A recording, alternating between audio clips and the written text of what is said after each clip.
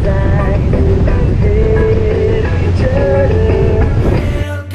to my paradise.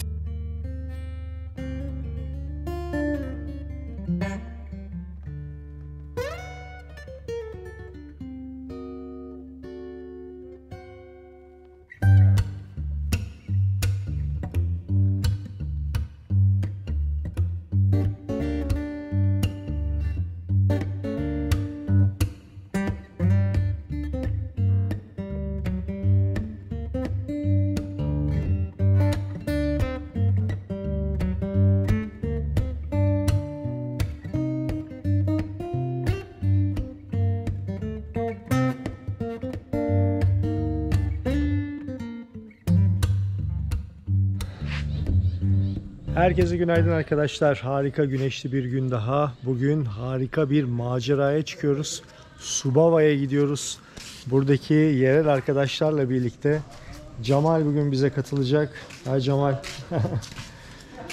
Bu işletmenin sahibi Budi geliyor ve tabii ki Sandy de bizimle birlikte olacak.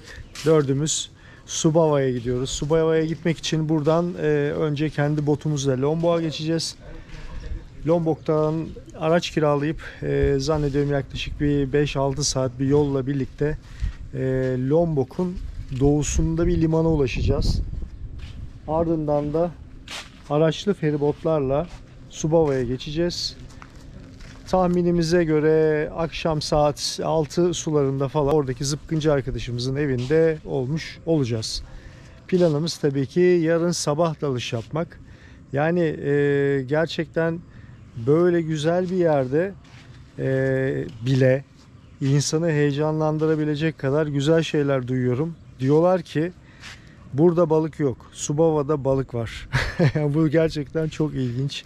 Yani şimdiye kadar dalıştan döndüğümüzde gerçekten teknede 50-60 kilodan az balık olmadı hiçbir zaman.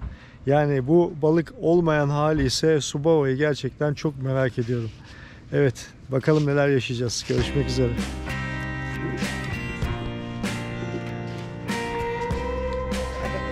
Oh, haydi, come on, do it, do it, do it. Do it with your language. Okay, it's okay. Please. Evet, çekim yapıyordu da beni kandırıyordu. Evet, ekip tamam bu arada. Birazdan yola çıkıyoruz. Bakalım hazırlıklarımızı yaptık. Malzemeler burada. Evet, Subava'ya gidiyoruz.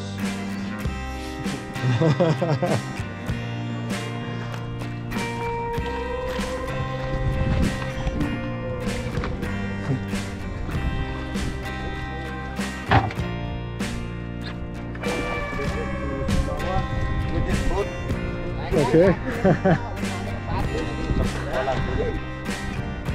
Ya nga, anong badur, alaman? $5. $5, 5 anjing badur.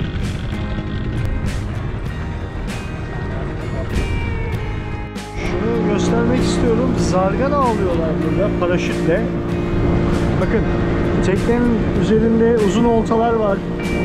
Ve uçlarında da ufak paraşütler var, uçurtmalar görüyorsunuz. O uçurtmalar ince misinalarla ipeklere bağlı. Bu şekilde zargana avlıyorlar.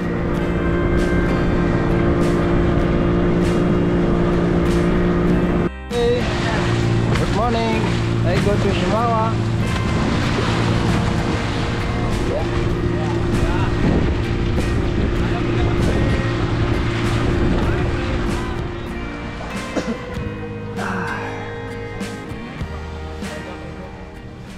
So guys, this is the public boat, and normally using the people from the island using.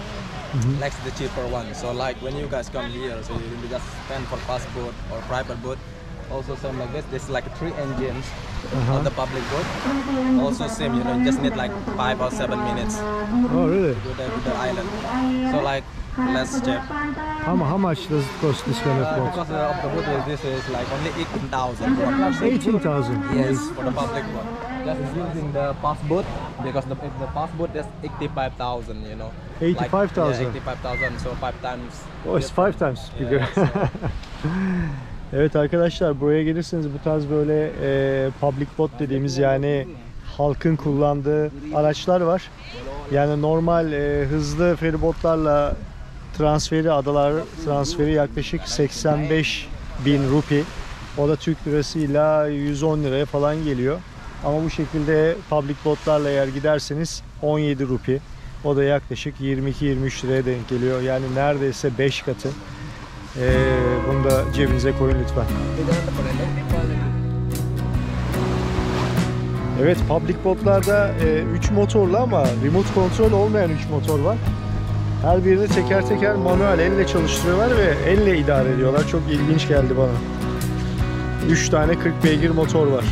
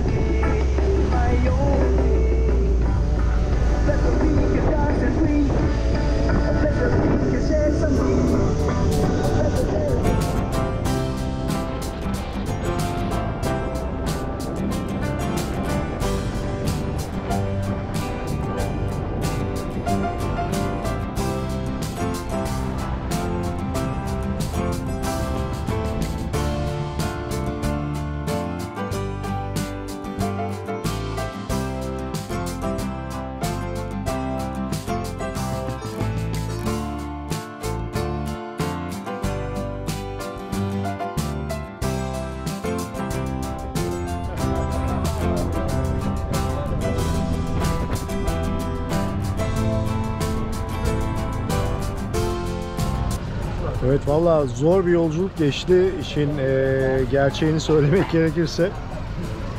Arkadaş bayağı hızlı kullanıyor. Bir yandan sıcak, bir yandan rüzgar, bir yandan egzoz. Arada uyudum ama tabii hızlı geldik. 2,5 saatte 2 saat 40 dakikada getirdi. En azından karanlığa kalmamış olduk. Biraz tabii kamyonetin kasasında patates çuvalı gibi anlar yaşasak da güzel, keyifliydi. Şimdi ananas yiyoruz. Bu tarz şeyler burada tabii çok uygun. Şöyle koca bir paket 10 rupi, yani 12,5 lira. Hem doyurucu, hem lezzetli, hem de sağlıklı. Evet, şimdi limandayız. Buradan Subava'ya geçeceğiz. Ondan sonra da zannediyorum herhalde 1-1,5 saat daha yolumuz var ve arkadaşımızın evinde bu gece konaklayacağız.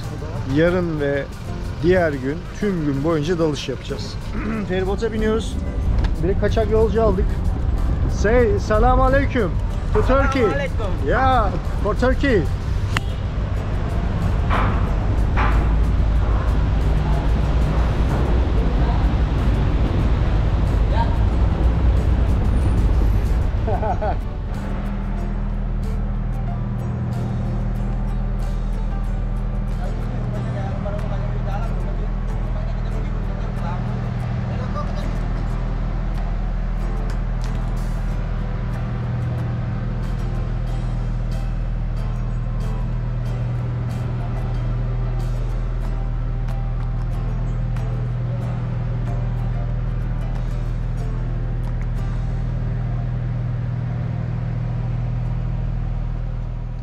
Evet, 6 saatlik yolculuktan sonra arkadaşımızın evine ulaştık. Ardi'nin evindeyiz. Ardi'yi tanıştırayım. Valla anlattıklarına göre canavarlar var. 80 kiloluk bir balık varmış. Ben vurmam dedim açıkçası. Hani o artık balıklıktan çıkmış, çünkü artık bir şey olmuş yani. Dinozor olmuş. Onun dışında makareller, GT'ler, böyle bambilolar falan bayağı artık şey yani hani bambilo vurmaktan sıkılırsınız falan diyorlar. Bakalım yarın sabah erken kalkacağız. 6.30 gibi hareket edeceğiz. Zannediyorum 7'ye 7.30 gibi de herhalde dalışa başlarız. Bayağı heyecanlı, güzel bir gün olacak gibi görülüyor. Yani anlatılanlar efsane şeyler. Bakalım ben de bunları paylaşacağım. Bize iyi geceler, görüşmek üzere. Good morning, guys. So we are now is like preparing to going a spear fishing at our spot. We see how is it look like the spot. So now we just like preparing like here. Okay. Good morning, brother. Good morning. How are you? How are you? I'm great. It's a great day. Big day. So excited, right? Yes. Yeah, of course. Yes, come on.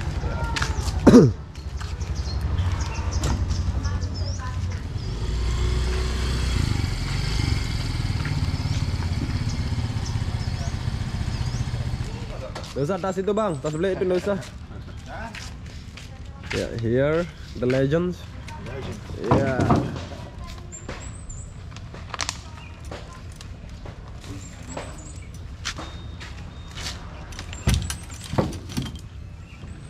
You ready? Very excited, brother. Let's see what we can catch today. Let's join us.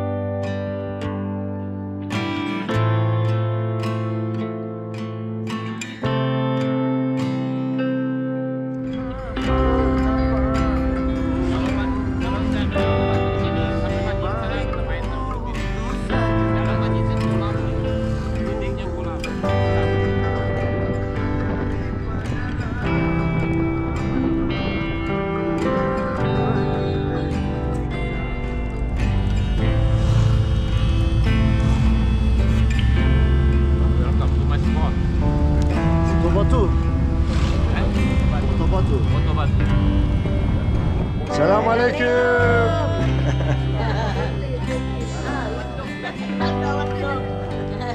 For friends in Turkey.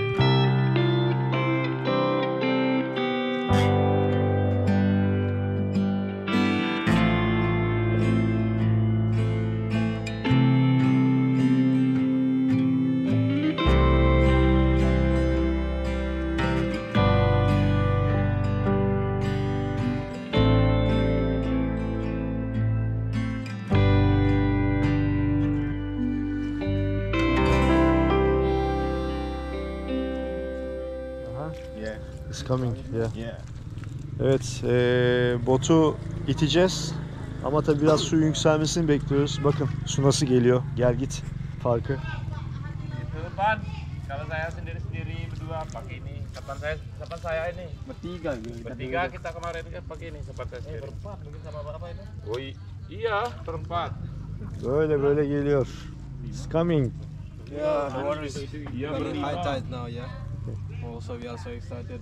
This is we are about to driving to the spot. So let's see what we got, guys. I'll see you on the next trip. Yes. Normally, like this kind of sand, you know, like I think it's just not sand. Like what's called? Like a mod. Yes, Mod. modes. Normally, it's many crab huts. Yeah, I saw there is many crab here. Very small one, yeah. Small one is.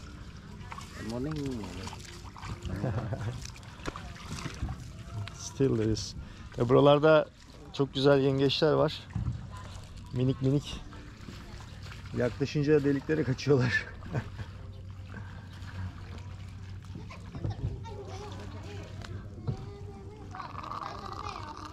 Meraklı bir tanesini göstermeye çalışayım. Evet, su geliyor bu arada, görüyorsunuz. Şu ayakları da artık bir temizleyelim.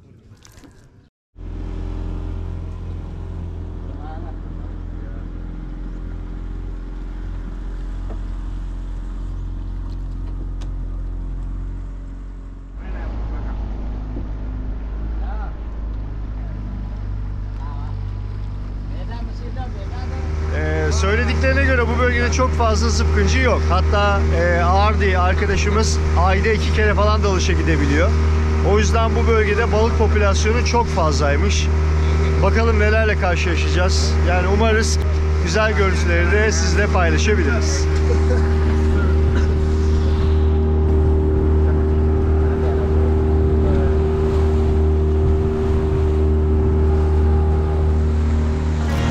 Vallahi her yer mera, her yer balık diyorlar.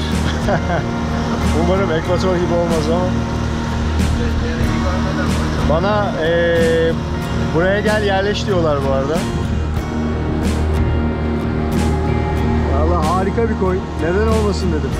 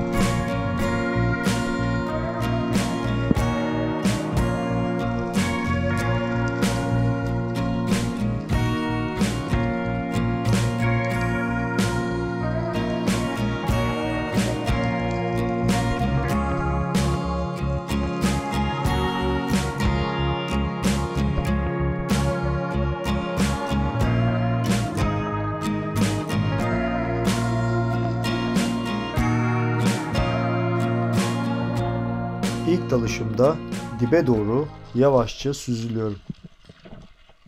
Ortam çok stresli. Yem balıkları sürekli bir korku, sürekli baskı ve stres altında.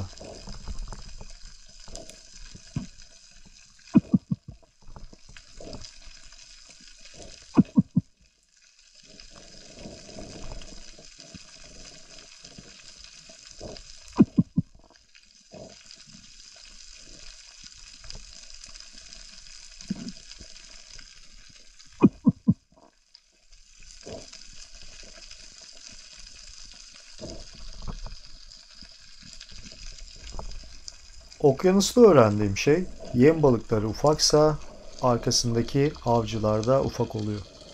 O sebeple daha fazla beklemiyorum.